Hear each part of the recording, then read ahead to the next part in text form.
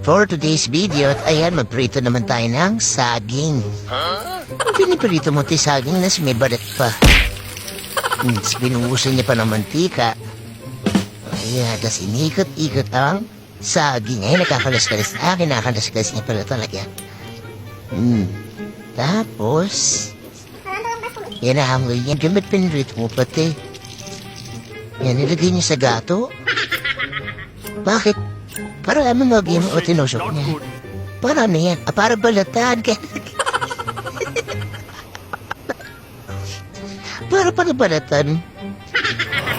Tapos ano yan? Gigiring niya. Makatakot naman ba? Ano yung kumilon? Ayan, ginigiring mo. Makatakot. Tapos, nilitin niya sa tubig. Ang dami naman tubig niya. Mahirap ang kunin yan. Ayun na, sinandok niya na.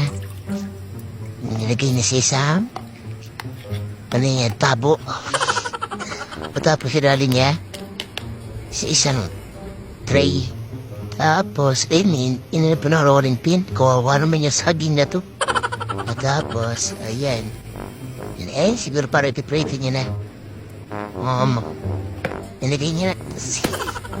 Nilagay niya para, tapos isinarad.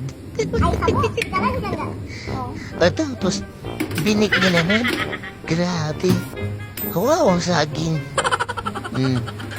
Baka naman ano pang gagawin mo dyan. Naku, maawa ka naman sa saging, te. Nilagay niya na siya sa planggana.